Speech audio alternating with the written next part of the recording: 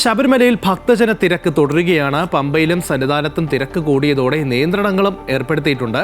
മരക്കൂട്ടം മുതൽ ക്യൂ നിന്നാണ് അയ്യപ്പന്മാർ സന്നിധാനത്തേക്ക് എത്തുന്നത്.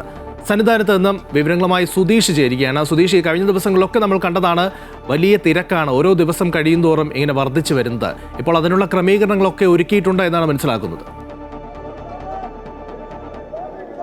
തീർച്ചയായും കഴിഞ്ഞ കുറച്ച് ദിവസങ്ങളായി, അതായത് മകരവിളക്ക് മഹോത്സവം ആരംഭിച്ചപ്പോൾ മുതൽ തുടങ്ങിയ തിരക്ക് അത് ഇപ്പോഴും അതേപോലെ തുടരുകയാണ്. സന്നിധാനത്തും മരക്കൂട്ടത്തും ഒക്കെ വലിയ രീതിയിലുള്ള തിരക്ക് അനുഭവപ്പെടുന്നുണ്ട്. അതുകൊണ്ട് തന്നെ ഈ സന്നിധാനത്തെത്തി അയ്യപ്പ ദർശനം നടത്താൻ ഏറെ നേരം കാത്തു നിന്ന ശേഷം, അല്ലെങ്കിൽ ക്യൂവിലും ഫ്ലൈ ഓവറിലൊക്കെ ക്യൂ നിന്നതിന് ശേഷമാണ് അയ്യപ്പന്മാർക്ക് ദർശനം സാധ്യമാകുന്നത്.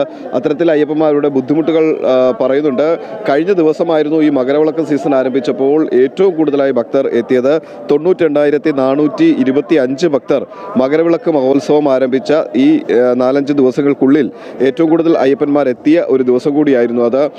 ഇപ്പോഴും ഈ അയ്യപ്പന്മാരുടെ തിരക്ക് സന്നിധാനത്തും പമ്പയിലും ഒക്കെ തുടരുന്നതുകൊണ്ട് തന്നെ ഈ സന്നിധാന പ്രദേശത്ത് അയ്യപ്പ ദർശനത്തിന് ശേഷം അയ്യപ്പന്മാർ എത്രയും പെട്ടെന്ന് തിരികെ പമ്പയിലേക്ക് മടങ്ങണം എന്ന് ഈ പോലീസ് ഉദ്യോഗസ്ഥരും മറ്റുമൊക്കെ അവരോട് ആവശ്യപ്പെടുന്നുണ്ട്. പക്ഷേ അവർ ഈ സന്നിധാനത്ത് എത്തിക്കഴിഞ്ഞാൽ അയ്യപ്പ ദർശനം പൂർത്തിയാക്കിയതിനു ശേഷം അല്പസമയം ഈ സന്നിധാനത്തും പരിസര പ്രദേശങ്ങളിലും ഒക്കെ അവർ വിശ്രമിച്ചതിന് ശേഷമൊക്കെയാണ് ഇവിടെ നിന്ന് മടങ്ങാറുള്ളത്. പക്ഷേ ഈ തിരക്ക് കൂടിയ സാഹചര്യത്തിൽ അത് ഒഴിവാക്കിക്കൊണ്ട് അയ്യപ്പ ദർശനം പൂർത്തിയാക്കി അയ്യപ്പന്മാർ സന്നിധാനത്ത് നിന്നും തിരികെ പമ്പയിലേക്ക് മടങ്ങണം എന്നൊരു ആവശ്യം ദേവസ്വം അല്ലെങ്കിൽ ഉദ്യോഗസ്ഥർ അവർക്ക് നൽകുന്നുണ്ട്.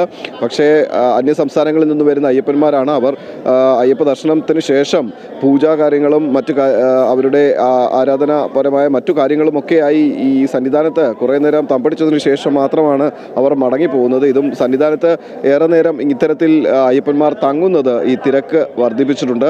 ഏതായാലും സന്നിധാനത്തെ ഈ തിരക്ക് നിയന്ത്രിച്ചുകൊണ്ട് തന്നെയാണ് പമ്പയിൽ നിന്നും അയ്യപ്പന്മാരെ ഇപ്പോൾ മല ചവിട്ടാൻ അനുവദിക്കുന്നത്. സന്നിധാനത്തെ തിരക്കിന് ഒരു പരിഹാരമായിട്ട് മാത്രമാണ്, അതായത് സന്നിധാനത്തെ തിരക്ക് അല്പം ഒന്ന് കുറയുമ്പോൾ മാത്രമാണ് പമ്പയിൽ നിന്നും അയ്യപ്പന്മാരെ വലിയ രീതിയിൽ ഈ ശബരിമല സന്നിധാനത്തേക്ക് കയറ്റിവിടുന്നത്. അത്തരത്തിൽ നിയന്ത്രണങ്ങൾ ഏർപ്പെടുത്തിയിട്ടുണ്ട്.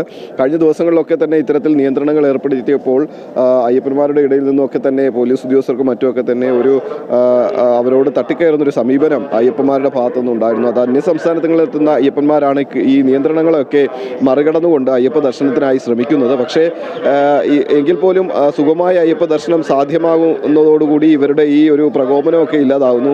കഴിഞ്ഞ ദിവസം ഈ കുഞ്ഞ് അയ്യപ്പന്മാർക്കും ഒപ്പം മാളികപ്പുറങ്ങൾക്കും ഒക്കെ ഈ ശബരിമലയിൽ എത്തുന്ന ഈ അയ്യപ്പന്മാർക്ക് ഇത്തരത്തിൽ ക്യൂ നിൽക്കേണ്ടി വരുന്ന ഒരു സാഹചര്യം ഒഴിവാക്കണം, അല്ലെങ്കിൽ അവർക്ക് സുഗമമായ അയ്യപ്പ ദർശനം നടത്തണമെന്ന് ബാലാവകാശ കമ്മീഷൻ ചെയർമാൻ ഉൾപ്പെടെയുള്ളവർ സ്ഥലത്തെത്തിയപ്പോൾ നിർദ്ദേശം നൽകിയിരുന്നു.